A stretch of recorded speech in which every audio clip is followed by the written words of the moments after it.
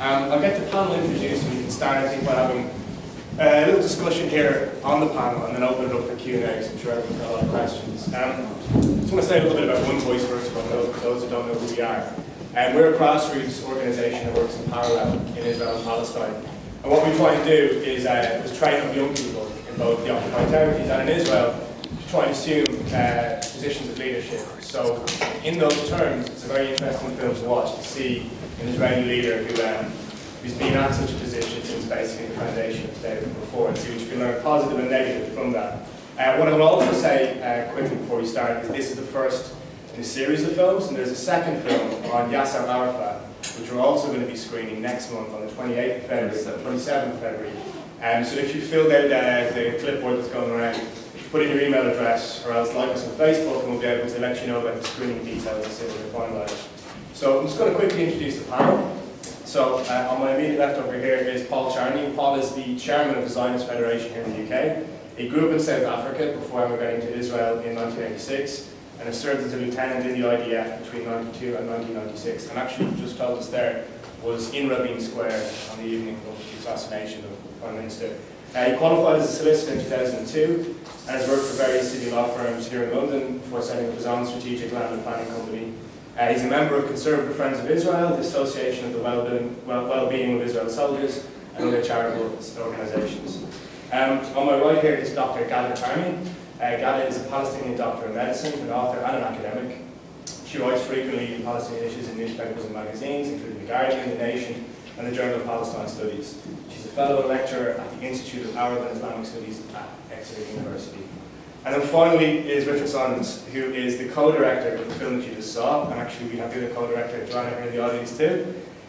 He is the founder and director at Spirit Level Film, and before directing The Price of Kings, he co-directed and produced a film called The Fear Factory, which was an expose of the UK's criminal justice system.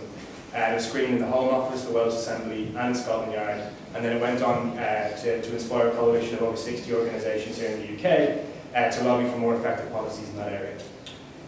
So now that we've kind of got everybody introduced, I'll take the liberty of kind of asking the first question. I think it should really be Richard.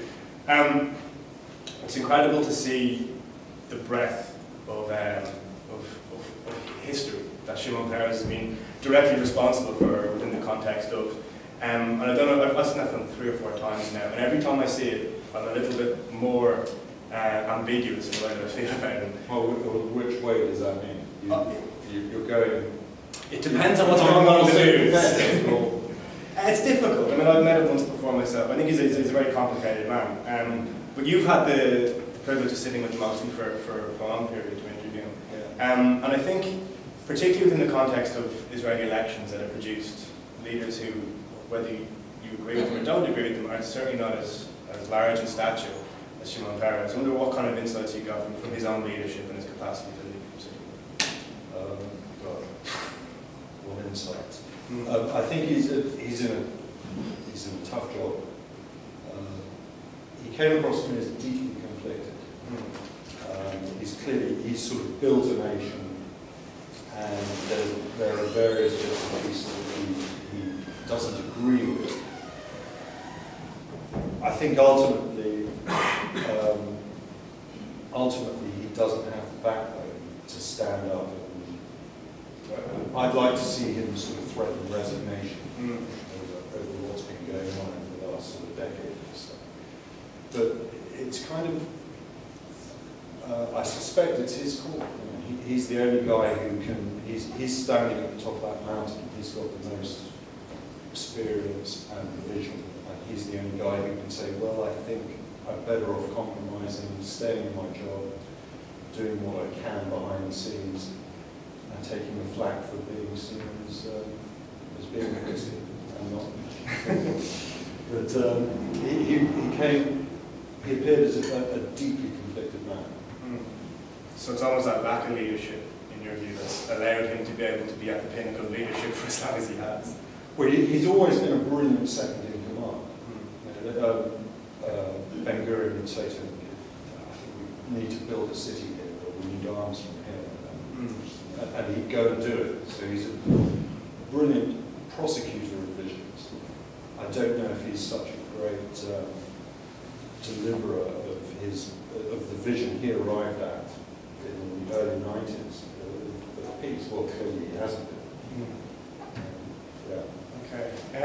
I mean, Ghada, obviously, the story of Shimon Peres for a great number of people is tied up completely with the foundation of the building of the State of Israel. And of course, from the perspective of Palestinians, a completely different person that you judge him as a leader, and very different sequence of facts and history that you would choose to focus on, I assume, rather than Israelis or Zionists would. I mean, I wonder if you talk a little bit about what the figure of Shimon Peres looks like to Palestinian society, whether it's evolved in the same way as it certainly has in Israel over time, over the different roles he's played. Well, you know, the first thing that struck me watching this film is how uninteresting this man is. I mean, really, remember that when we had the sequence about the killing of Rabin, that was much more magnetic, because it was about Rabin and what was happening to him, than this man who we've been following his life story for ages. So that's the first sort of general comment I make, and I totally agree about that. You put it quite well. He's a second in command. This chap is a number two. He's not, you know, if you were to say what was his great achievement, you'd have to scratch your head, because there isn't anything that comes to the fore. He's a faithful servant of Zionism, that's quite clear. And he did what he was told, and he went along with things, and but really, he's pretty colourless himself. Now, that's in terms of looking at the film as just a person, you know, watching it. But as a Palestinian, of course, you know, how can I put this? I mean, Shimon Peres, it represents a kind of Zionist, which is really lethal for the Palestinians. I tell you what I mean.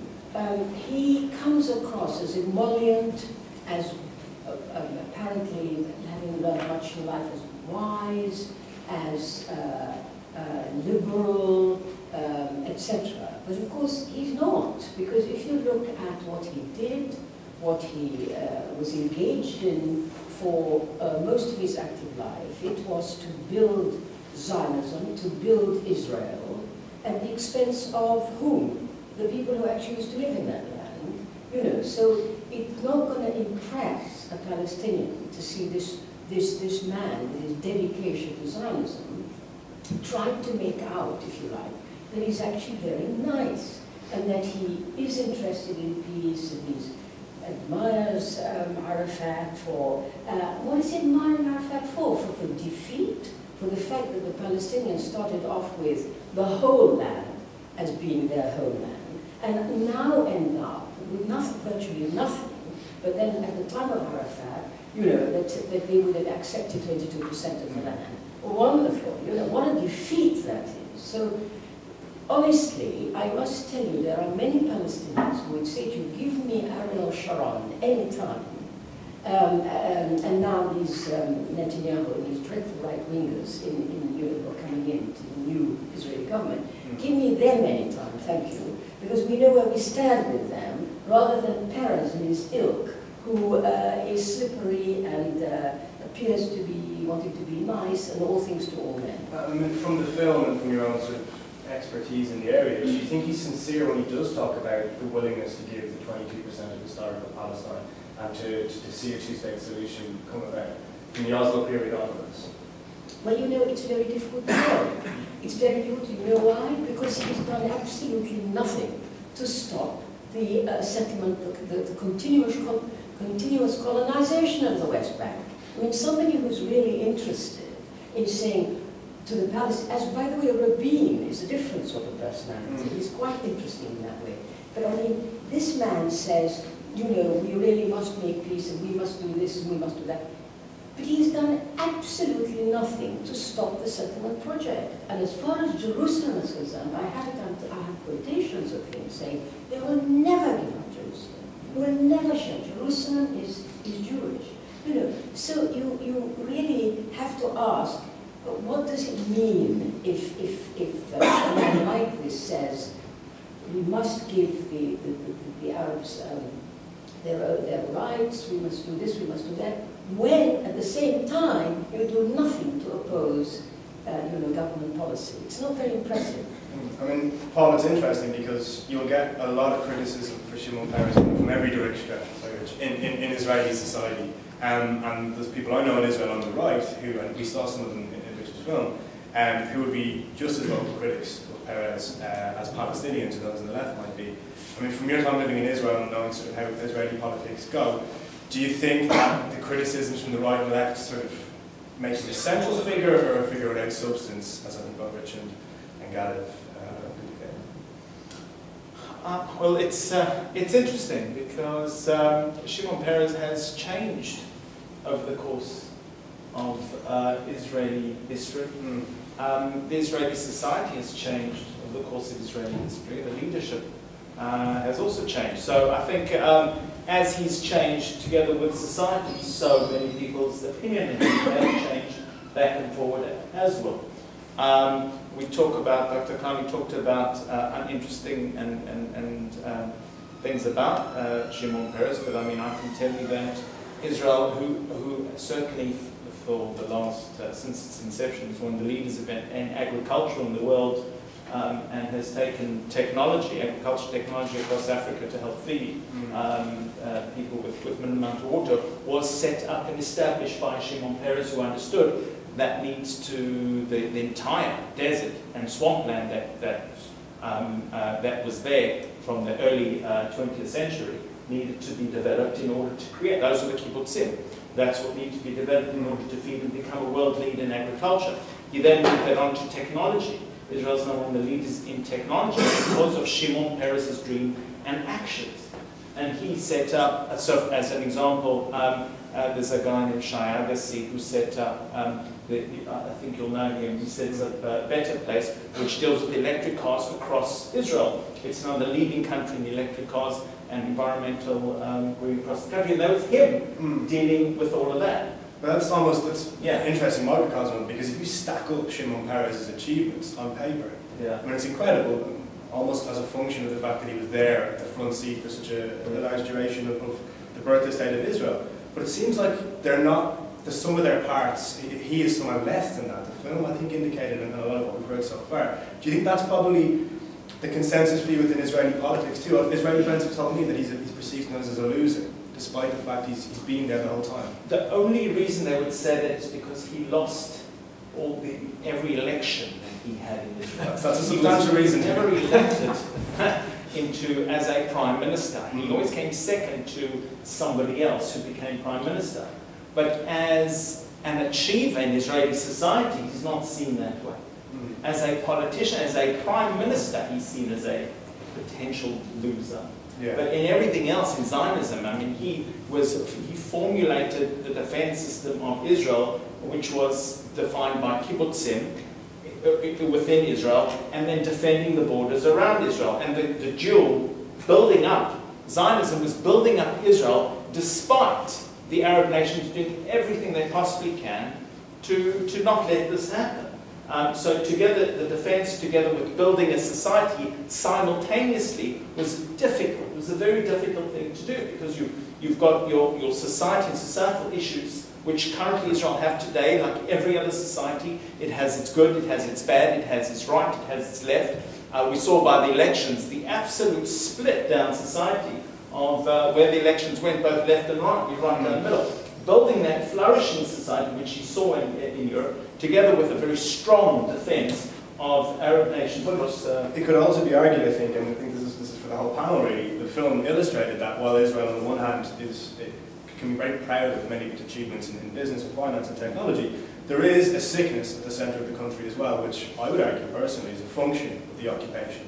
Shimon Peres has been in a position to be able to end that, either as within the executive or now in a position where Israelis listen to him. I asked Ghada whether she thought that he was sincere in his pursuit of a two-state solution. I think I want to ask both of you really whether you think not only is he sincere, much like I think it was Diane's wife, Ruth Diane said, that talking about it is one thing, but you actually have to do it. And he's been in a position where he's been able to. Do you think he's not only sincere in saying it, that he can actually surprise us at nearly 90 and make something happen? Well, I mean, it's a good question. At the time, I mean, I have no doubt he was sincere in dealing with the Palestinian issue in the land where they live at the moment. And the big problem was at the time was essentially from 47 to 67, the Palestinians were under Jordanian occupation, or essentially part of Jordan, which is essentially a Palestinian state. And through the wars, when Israel took the part of the West Bank and Jerusalem, and the additional parts of Jerusalem, it became under Israeli occupation. So initially, he tried to force King Hussein and the Jordanians to take back what is essentially a problem which Israel didn't want. And when that became impossible, and they said, no, it's not going to happen. It's not our issue anymore. You conquered it, it's yours now. I think then Shimon Peres... Let me just correct you though, that wasn't the Jordanians who said no. That was Yitzhak Shamir who said no. Right. In the London Agreement, that was a done and dusted deal.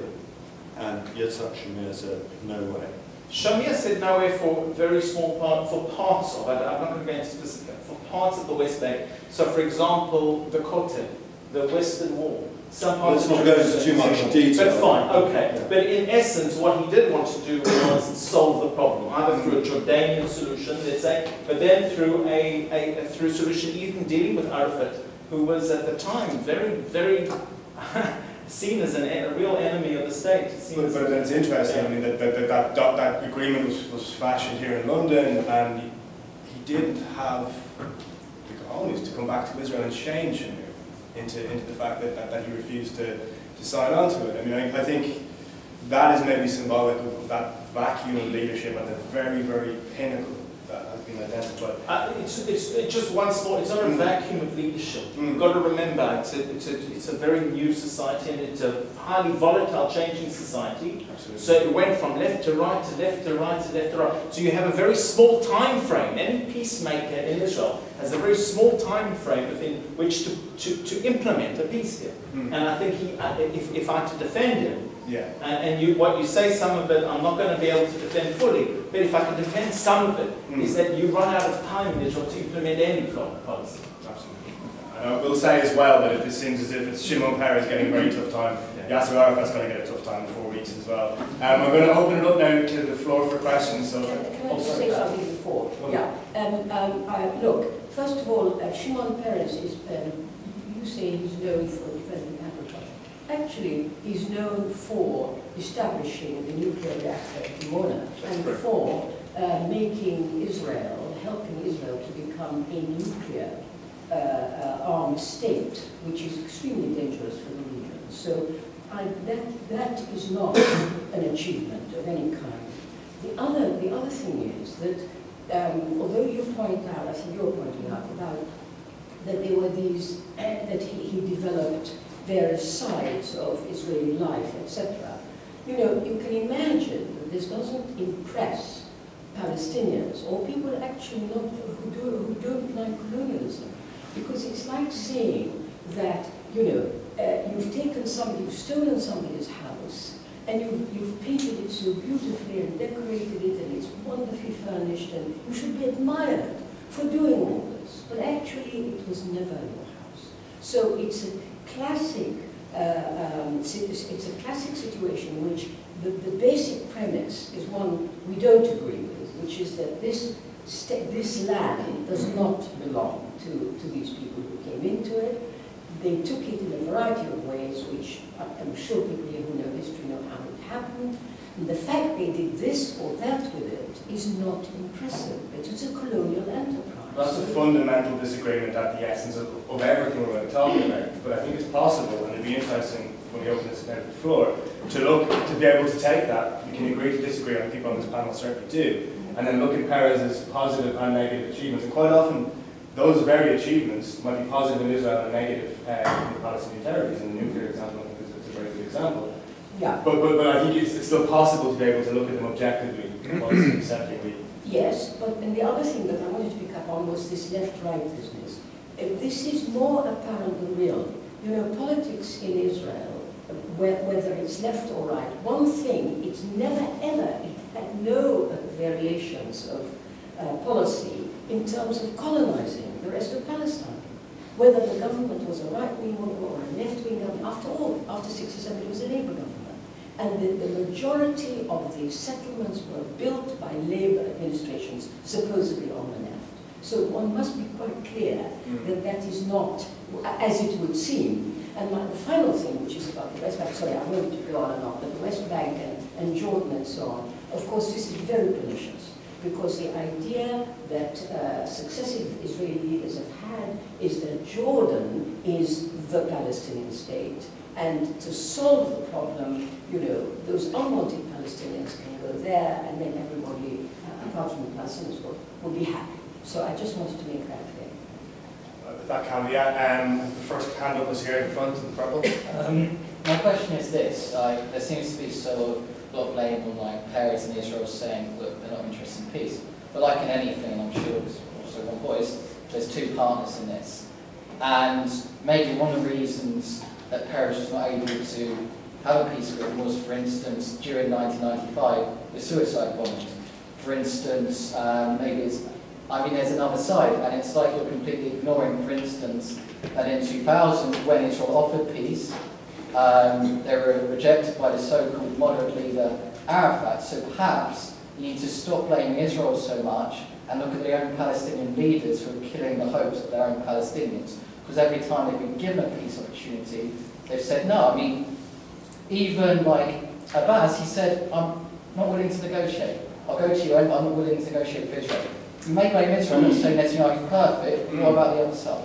Okay, Ghada is obviously going to answer this question, but I actually also want to ask Rich, because he has sat with so many Palestinian political figures who were, you know, in very serious positions during this period. But what do you think? I mean, is that a valid criticism? Is it a valid balance that needs to be injected? What, that the Palestinians aren't partners in peace? The leaders, not the people, the leaders. The leaders are. I don't think it is a valid criticism. No, I think Arafat definitely. Well, I was certainly convinced during the making of the Arafat film that he was completely committed to a peaceful solution, completely committed. And for him, I think you see in the Arafat film how difficult it was for him to ride along with the Intifada. That was a tough choice for him. But he felt that was his only option. I think Abbas is committed to peace. I don't think he's got an option. And Netanyahu has been a bit of a prick about it, frankly, and hasn't given him any openings. I can't see where Abbas has been unreasonable by saying, stop building settlements and we'll sit down and chat about this. They did free settlement building in 2010. Yeah, so explain to me this. If they could freeze it in 2010, why couldn't they continue freezing it when Abbas said, well, stop, if you hold off, stop building the settlements? Well, let's go back to Arafat quickly, just one to that. You said he's a partner in peace, but he was offered 98% of what he wanted. Prince Band of Saudi Arabia said he should accept it. Sorry? Really, a partner in peace? He started a second. What I'd like to do, if possible, is avoid the kind of zero-sum calculus where everything has to be one party's fault and everything has to be the other party's fault, because we're just going to end up in a game of tennis in that sense. I'm going to pick another question, actually. Yes, gentleman in the back. Well, it's clear to me that Zionism is incompatible with peace because its foundation is a religious or a political philosophy that believes in Eretz Israel or Greater Israel, which believes that obtaining land either by force or by political means to expand and then to settle a Jewish population. And there's so many myths that come. The gentleman said they were over 90% of that. That's not true. Sorry, could you speak up a little? I'm just saying that it's clear to me that there can't be any peace as long as Zionism is the preeminent political ideology of Israel, because this whole concept is based on Eretz Israel or Greater Israel, and it's a policy of obtaining land either through force or political negotiation and settling the land with Jews. So until that philosophy is modified, altered in some way, there can't be a just peace. Would you see, just to interrupt you slightly, that modification of that philosophy would include a two-state solution? Yes, but I'm just saying that it's a kind of pervasive concept, and you see it is that it's a concept of domination, of the Palestinians have to submit to land, and they have to accept peace on Israel's terms. Why should the Palestinians accept what Israel gives them? It should be a negotiation between the two. Israel should be. Yeah, Paul. What the I think I understood. Well, Thank you. I think I can help you straight away and say, you're right, if that was the philosophy of Zionism, I'd agree with you. It's lucky that's not the philosophy. That's the narrative that's been put out there about Zionism. But Zionism is very simple. It's an establishment of a Jewish state for Jewish people. And anywhere you look about what Zionism is or where it is, that's what you'll see. You won't see a greater Israel anywhere to do with Zionism, because that's a biblical source that has nothing to do with it. Zionism, and just for the history records, in 1948 was accepted, the Zionist was accepted, which was roughly 50% of the state of Israel at the time, and that was what was accepted, and that was we'd be happy to go forward. Can I just switch the question around a little bit, because again, it's very zero-sum. Do you think that there is a context for what the definition of Zionism is going on at the moment, where there's perhaps a more liberal strength, which is looking for territorial compromise, and perhaps a more sort of aggressive, pernicious strain represented by those settlers living in the centre of Hebron? And so that people here in the UK can choose to focus upon a definition of Zionism that is conveyed through the news, which sits probably more closely with that definition than it would with when you would give. I think that's right. I think that the problem that the word Zionism, it fits nicely into a soundbite that Zionism equals Nazism, Zionism equals bad, Zionism equals, but that's not, I'm a Zionist, and I want to see a Palestinian state. I want to see equal rights for the Palestinians within their states. I want to see equal rights for all the Arabs across Israel, and I think it's great that the Arabs could go and elect members of parliament within the case that they have 10% representation. There are elements of society that needs to be improved. I could say that about England. I could say that about France. I want to see that.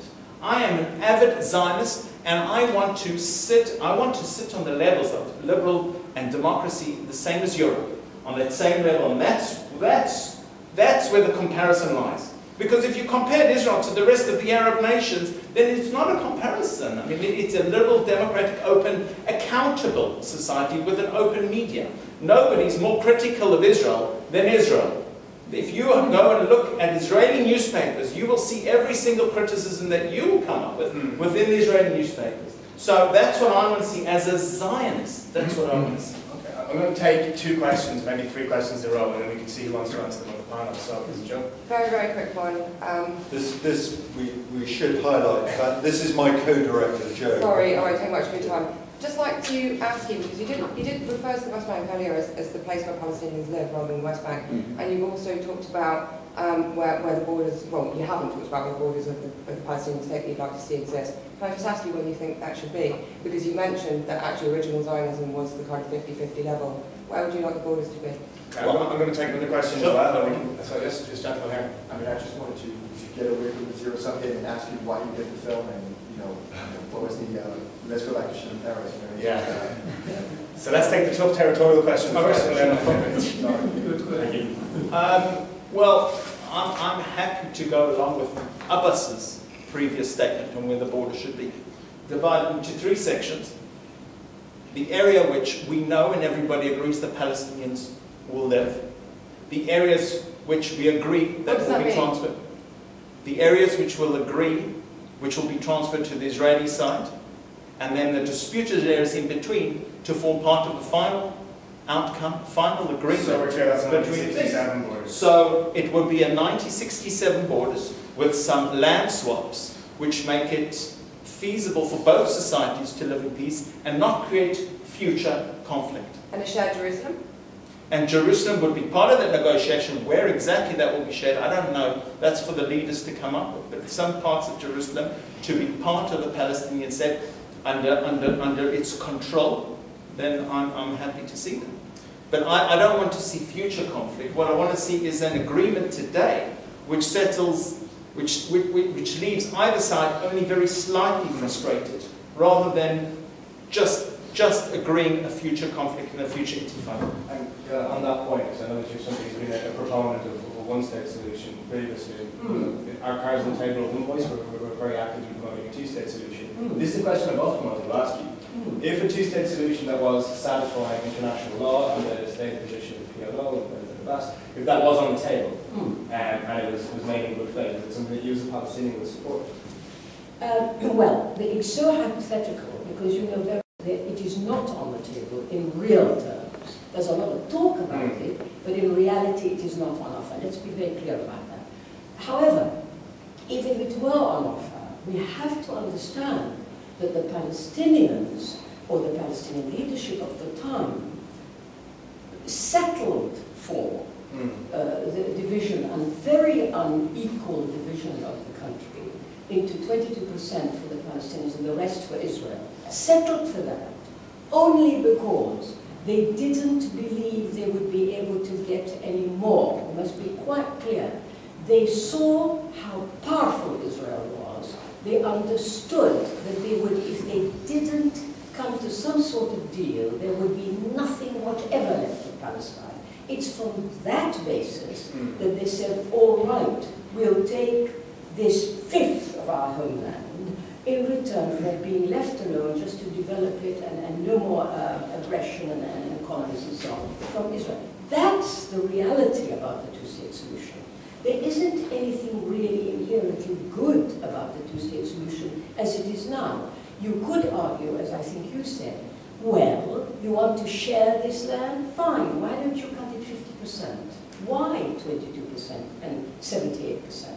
Okay, so that's on simply the question of equality and equity. It's not fair that... But then on morality and equity and fairness as well, I mean, there's millions of Palestinians that live in occupation, there's millions of Israelis living in insecurity. If we had the ability to be able to have a deal that would satisfy majorities within both states, is it something that you think, that, and if you saw it, you said, well, that's fair, it's true sovereignty for Palestinians, it's true freedom and equality, that you'd be able to support despite those reservations?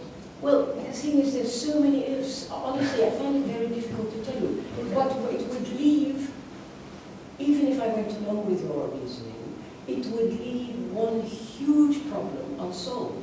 And everybody here knows what that is. It's the elephant in the room. It's the refugees. We have about 6 million Palestinians who have no homeland, and that is the reality. Now, those people need a solution.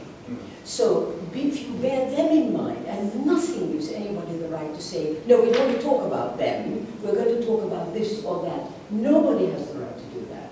These people need a solution, and they need a just solution.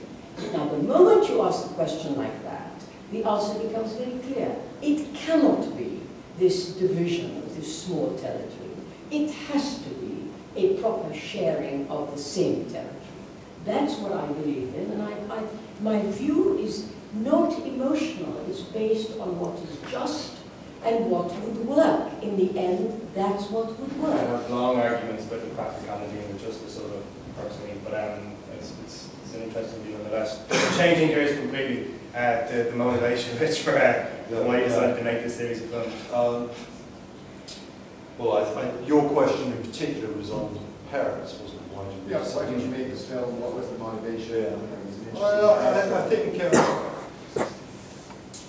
the first three films, you've got Arafat, then Perez, and then this guy, the president of Costa Rica, and what you see across all three of them is, well, two sides of the same conflict, which is an unresolvable conflict, apparently. And then with Arias, you see this guy who was, it's difficult to compare the conflicts, but he was in a very, very complex situation, surrounded by Nicaragua, Guatemala, Honduras, El Salvador, Panama to the south. And if you want, Netanyahu talks about a tough neighborhood. He was in a pretty tough neighborhood. Arias was in a pretty tough neighborhood. And he didn't have an army. And he said, we're going to bring these guys around the table and deliver peace. And everyone said, you've got to be insane. Do you know who you're talking about? Have you met your neighbors? But he did it and delivered peace. and defied the superpowers in the process, because neither Russia or America wanted that to happen. They wanted military victories in each of those countries. And I think the lesson you learn across the three films, or certainly I learned across the three films, is that it's actually about political will. I think you see it in both the Arafat film and the Peres film. There was that brief moment of light when you had Rabin and you had Arafat, who both wanted to procure peace, and they nearly pulled it off. But ultimately, I think the motivation, or at least the lessons that we try to communicate across the three films, is that it's all down to individual willpower, and not only, and that leadership extends not only from the very top, but it happens on the ground. I mean, if you had to pinpoint one person who was responsible for scuppering the Oslo peace deal, it was Yigal Amir, the guy who assassinated Rabin. And that's just one guy, one lowly individual who wasn't a leader in any way, but he took effectively a leadership decision. In the same way that Arias, as you see in the third film, locked these 5 guys in a room and said, we're not leaving this room until we've signed a peace deal, and you're not speaking to any ministers, and you're not going to have your advisors. You're going to come out of this room with peace. That's a kind of long-winded way of saying the reasons we made these things were to kind of show the importance on shaping of our future, of individuals' willpower. I'll take another couple of questions, I think, at once. Yes, gentleman here. Can I just make a brief comment on that comment? Because I actually took, to the extent, the complete opposite point from your film. Because obviously leadership is very important. But what is very important? Individual leadership is very important to shaping the world. But what I took from it was actually that it has limits. And the problem you see there is that you're very dependent on individuals, a constellation of individuals lining up in a certain way to get a deal. And actually what you need is something that you go beyond individual, which involves institutions, a bedrock that supports peace, that isn't wholly dependent on a few brave individuals. Because what you might happen otherwise, you get some brave steps, but it doesn't actually follow through to peace in the long term. I think there was a second question. Somebody over here at the hand up? Yes.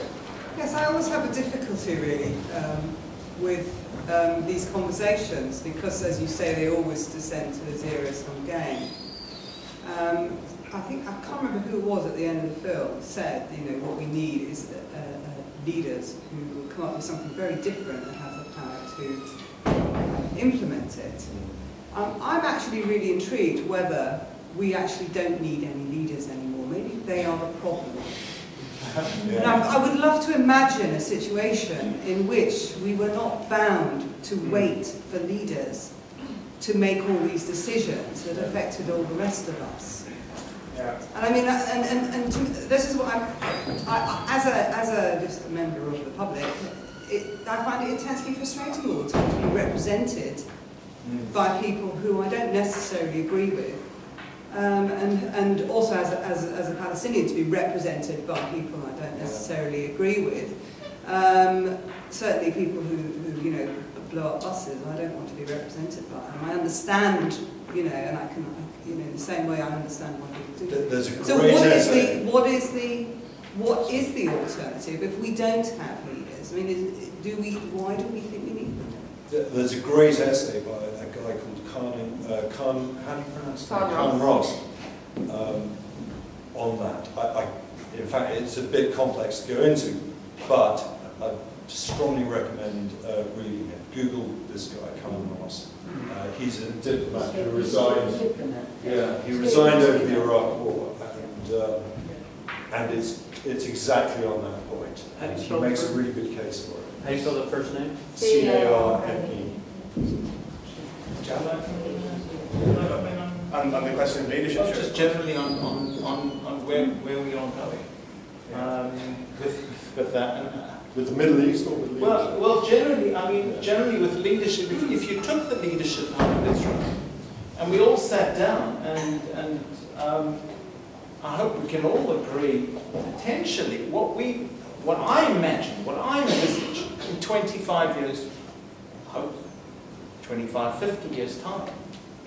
I envisage, up to that time, however long it takes, 2 years or 50 years, I envisage Israel living alongside what is potentially a united Palestinian Emirates within the West Bank, made up of about 6 different families who run 6 different cities of Ramallah, Shechem, Nablus, Tulkarem, Kalkilia, Hebron, Jericho. You forgot Jenin. I'm from Jenin. Jenin, that's right. I'm sorry, Jenin, that's right. There's families, I apologize. Very important, and each family has its own control over the area. I call it an emirate, working together on a single state. Oh, this is depriving Palestinians of I'm saying that it would be their nation, would be That's an interesting idea, but I just want to come back to the common thread in both of those questions. Because if you look at Yasser Arafat and Shimon Peres, the subject of the 2 films, whether you like or loathe them, they will probably be seen as titans of 20th century history, for good or bad reasons. And you look around at the current crop of leadership in Israel and Palestine, and President Abbas, whether you like him or not, he's probably not a man with the same sort of enigma and character that Arafat was. And then you've got Bibi Netanyahu, who we could sit here and debate all day long, but is seen by many to be a coward, or at best, and something a lot worse if you're less charitable. But I just want to spin it around slightly, because you've also had in the last 2 years, and this is to both of your points, the single biggest Occupy movement in the world in Israel, where you had like 300,000 people out in the streets without leaders initially, completely calling for social justice. And simultaneously, if not yet in Palestine, well, maybe there's shoots going in this direction, but across the Arab world, leaderless protests, throwing out despots in the past. So I think the dynamic you're talking about is certainly taking place. And to your question, that the context, the greater group of people, seems to be taking to the fore, and our previous reliance upon these big totalitarian leaders, who, through both of your films, I think have failed us, has become more clear. Those leaderless protests, though, have produced leaderless societies too. If you look at Egypt, you know, what happened was wonderful, but then what happened, you know, the people can donate you so much, and then you've got this leader or non-leader. Or in the end, as well. Sorry. Let me just take this, because this is an important point. You're quite right. You see, the question of leadership is crucial. It's very important. You can't actually do without a proper leadership for movements. You can't get very far. And indeed, what's happened in Egypt, what's happening in some other areas in the Arab world, is that you can get thus far on a kind of spontaneous protest, etc., but you can't go any further. What I think we need is not no leaders, but it are leaders who actually represent the people that they're leading. So in other words, when you know that people want various things, they have the people who speak for them should do it to represent what they actually want, not another agenda. And the problem on the Palestinian side, sadly, is that is indeed not the case. The current leadership does not represent the wishes of most Palestinians. That's why it's very difficult to see where we go from here. Jaffer, you had your hand up quite a lot. Yes, some people didn't know me. I was sitting there a couple of years ago when we discussed the two-state solutions, and I said to you, if Netanyahu continues doing what he does, it's dead and buried. And it is dead and buried. What I find amazing, I'm a Palestinian, I'm 70 years old, I have thousands of friends who are Jews. We lived together until this gentleman comes from South Africa, and that young man comes from somewhere else, and say to me, God gave it to me. I mean, when did God become an estate agent? And what about me? I mean, you mentioned the families. My family go back in Palestine in 897. Yet I live in exile. And you go from South Africa, I don't know how old you are, I'm 70, and I'm not allowed to go there. I went there 3 times against my better judgment with my British passport. The way I was treated at the airport twice, and at King Hussein Bridge, the way they send these young people who know nothing other than the gun and what they're told, how to treat me, like in the film, go and kill everybody. And they look at me and they said, the questioning, the humiliation, it's all built in to put your back up so you will make a mistake. And they say, you see, he doesn't want, and so on. When is it that you chaps are going to say, sorry, we did something amazingly wrong. We did not put you in, we did not put you in chambers. We did not kill you. We made you welcome. During the pogroms in Spain, and Ferdinand and Isabella, we opened our doors and our houses and we cousins, come and sit with us.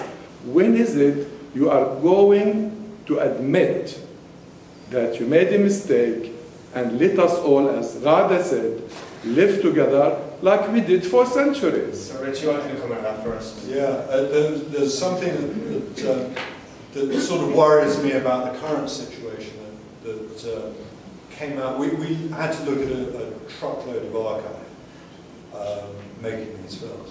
And you see in the language of Rabin, you can sense that here is a guy who fought in 48, knows what went down, knew exactly what went down, and had time and spent a bit of time with Palestinians as neighbours.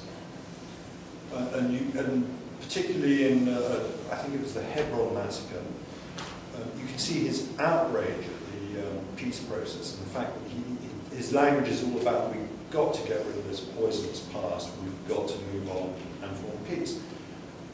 At a similar point in time, and sort of subsequently in the next 20 years to the current day, you've got people like Netanyahu, who never grew up with Palestinians as neighbours, who never grew up with them, and didn't have the experience, didn't have the blood on his hands.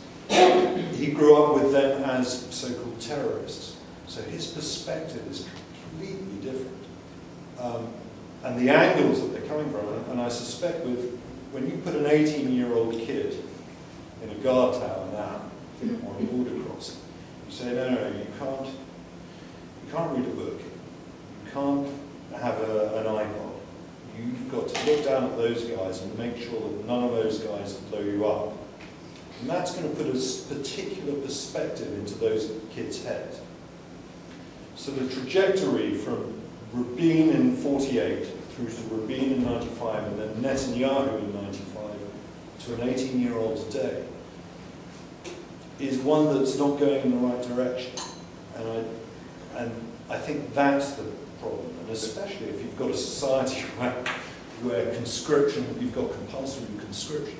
Every single Israeli is at some point sitting on a border with a gun thinking, what I've got to do for the next 8 hours, 5, 6, 7 days a week, is make sure that none of those fuckers blow me up. That's not going to do any good for anybody. And on the other side, the poor guys trying to get through that border, we saw ridiculous lines of cars with fathers being effectively humiliated in front of their kids. Open the car, we want to search the car, and the kids saying, Dad, what's going on? And what's the father's explanation going to be to the kid? So I think as far as, that's the real worry, I think as far as leadership goes and circumstances goes, we're breeding, or the way it's going is completely the wrong direction psychologically. I think we need We're going to be thrown out very soon and people do have their hands up. Paul wanted to say something very, very quickly. Yeah, no problem. I think nobody wants to see humiliation on either side. But I think we can only move forward when two things happen. Number one, the hatred stops on both sides. And number two, the history is correct and factual, because you ask us to apologize for something that was never happened in the first place. So with due respect, your family was not there since the 8th century. The 7th century, Arabs did come into the land, but there was very well documented, and you can read Mark Twain, who covered the land in the 18th century, that there was a few thousand Jews and a few thousand Syrians and a couple of Arab nomads that lived in the north and in the south. of that land. Come on. Throughout. The Jews have been there since Jerusalem. Israel is not 50, 60 years old, it is 2,000 years old. So the narrative of history, getting into that's fine. I cannot apologize for something that never happened. We never hijacked. One second, sorry if I can. Because, Paul, for years and years, I grew up under a certain impression that the Palestinians were told, look, you know, just get the hell out for a few days, we're going to drive the Jews into the sea, and it'll all be okay, you can come back. Unfortunately, that was a complete lie, as I discovered. And I don't know how you can dispute the historical facts. In 48, there were people living in homes who were kicked out and weren't allowed back. Again, I'm going back to in the terms. Why? No, so we're going to move on because we can all dig down century after century after century. It was the Arab nations that moved the Palestinians out because they wanted to attack. This is not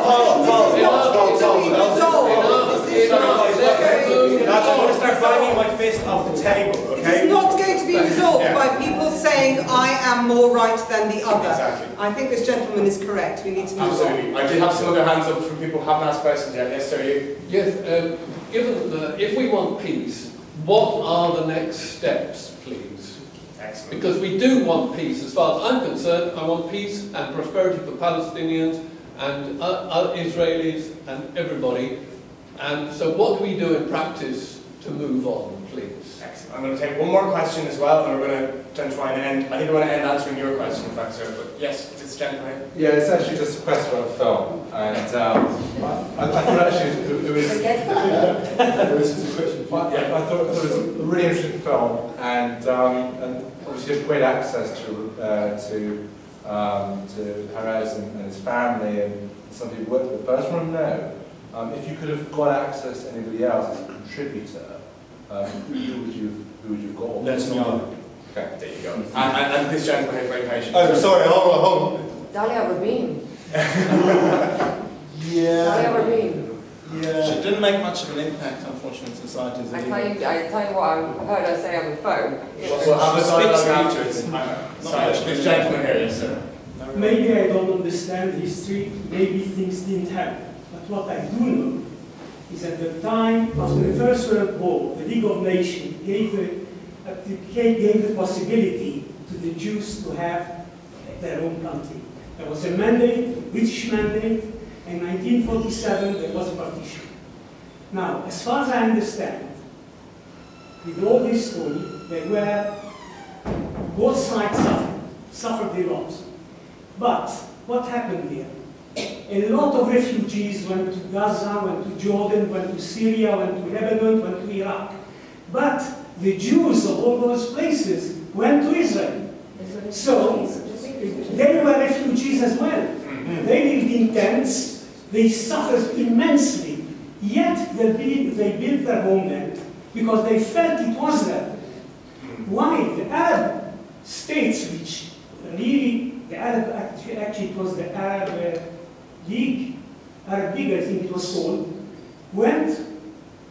created a war which was against Israel, and they lost.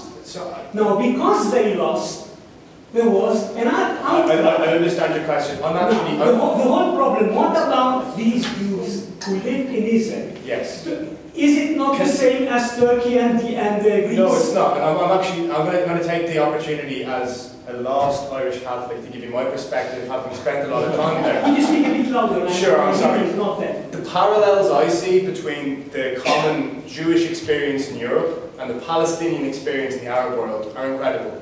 Because Palestinians are not welcomed into the societies that they live in. Because their land is Palestine. The same way that Jews were stateless in Europe, and they were never welcomed into societies in Europe, and they had a tragic existence for thousands of years. He's comparing it with the Jews coming from Arab land. Yes, but the Jews, no, let me finish, Paul. Paul, no. But the Jews aren't welcome in Arab land. No, 850,000 Jewish refugees from Iraq, Syria, Lebanon, Iraq. That's what he's comparing, which will never get the houses back. When the Egyptians, there were problems with the Egyptians and Gaza, and the Egyptians closed the border. I understand. The Palestinians in Gaza, they said, we are Egyptians because we came from Egypt to Palestine to work. Now they don't let us go back. This was unbelievable. So for the same reason, again, I want things to end on a slightly different note. For the same reason that there are still so many outstanding claims from every participant in this conflict because it's unresolved. And I think, personally speaking, this should absolutely be something that's on the table when a final status deal is discussed. Taking that point, and I think asking every single panelist to answer the best question of the evening, in my view, what do you think needs to happen practically to get us out of what we agree is a very polarised, very depressing, very sad situation now, to a position where we're at least making progress towards the kind of reality where Israelis and Palestinians live in peace? And Richard, can we start off? Political will. It's all down to political will. It's all down to leadership. Nothing else counts. I would hope that would be irrefutable if once you've seen all three films. You just think, well, it's so many things. And in the absence of leaders, you wait. No, I think. Well, the other thing that I certainly learned making the films was that we're a bit stupid, we're a bit thick, and we generally learn through pain. And if that means a third intifada, whatever that means, at some point, everyone says, you know, we've really got to stop this. And the question is, as I think Rabbi Ashman says in the film, how much pain is it going to take? You could write the answer to the existing problem, what needs to be created. You could write it on a one-page piece of paper. You know, it's so simple. Everyone knows where we've got to get to. How much pain is it going to take before someone says, okay, well, let's do it? Ghada, would you like to answer that question? What's the practicality? Sure. Just one thing to the gentleman there. I think, you would benefit. Could you speak a bit louder? No, I can't. I've got a cold. Why don't you come here? Come closer. That's like the peace treaties that we have. It's actually the same thing. But look, I think you would benefit from reading a very good book by an Iraqi Jewish woman called Rachel Shabi. She's quite well known, S-H-A-B-I. She wrote a book called Not the Enemy, and that's all about Jews in Arab lands. So I think you'll get a much better... And I would say something else. No, we'll have time afterwards for it. We'll have time afterwards. Read it. It's very... I just read it. Let's afterwards we can have a discussion. So with that caveat. That's just a piece of advice to you, because I think you would benefit. Now, in terms of the next step, look, I have to tell you, I'm not optimistic. I'm quite gloomy, because we cannot talk about what we would like to see. The reality is that the Israelis, I'm afraid, the Israelis are really not interested in a peace settlement with the Palestinians. It's obvious to me that they're not. Look at the Israeli... Are you talking about the population or the leadership? No, I'm talking about the Israeli leadership. The Israeli leadership is really not interested. And a majority of the population is not interested either. The reasons are very clear. You see, Israel has things very nicely, thank you. They have a pacified Palestinian population, which they patrol and they police with the checkpoints and the walls and so on, which really are not much trouble, let's face it. In Gaza, there's trouble from time to time, but they can swoop down and bash them as they've just done. So, but rather than analysis of where we are... No, I'm explaining to you why. It's no good my telling you what I'd like. You know what I'd like to see. I'm telling you, with the situation as it is, there can be no peace agreement because Israel, which is the party, the powerful party, which would be required to make a move, is not going to make the move because things are going very nicely in Israel's favor. The only thing that would change that would be a change in the United States. Israel cannot survive without American support. If there were a change in the American position, then we might get some movement. But sitting here, pretending to ourselves that it's just a question of bringing the two sides together, is futile. We know that the two sides have been trying to get together for 20 years. Look at the result. There's no result. So long as it's left to the two sides which are unequal in any agreement, in any agreement, you cannot have an extremely powerful party and a weak party and leave them to each other. You have to have a third force. And that third force is the United States, and it's not doing its job.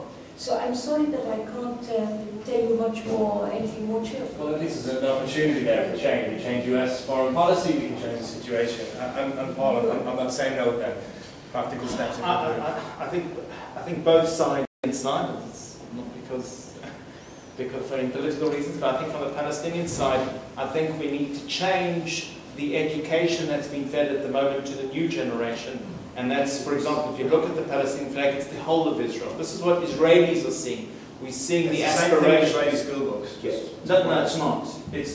No. Israelis are learning what the Palestinians' flag is about and what the Palestinian children teach the children, that the whole of Palestine will be redeemed. We will have our freedom in the entire Palestine. So I think from us, we need for this generation and the next generation of Palestinians to know that Israel will be there in 100 years. And Israel will be, whatever part, however we come to the agreement, Israel will be there in 200 years. And once I think that acceptance, once they accept that Israel is here to stay, I think you need the right timing, because there are Israeli leaders that are prepared to sit down and negotiate. We've seen that with the two leaders. We had Ehud Olmert and we had Barak. So there are Israeli leaders which are prepared to make the tough decisions with going towards peace. So I think the timing needs to be right with the right Israeli leader. Yeah. And I think the acceptance from the Palestinians that Israel will be there in 100 years. And while we wait, this is an important clarification, while we wait for that generation of Palestinian school children to grow up with different school books, does Israel continue to build settlements in the territory that like the Palestinians? Well, very simply, Israel made peace with Egypt and moved all the settlements out of the Sinai. So the settlements are just brick and mortar and can be moved just as easily as they were out of the Sinai, and made a peace with Egypt, which has lasted. It's a tough peace, but it has lasted.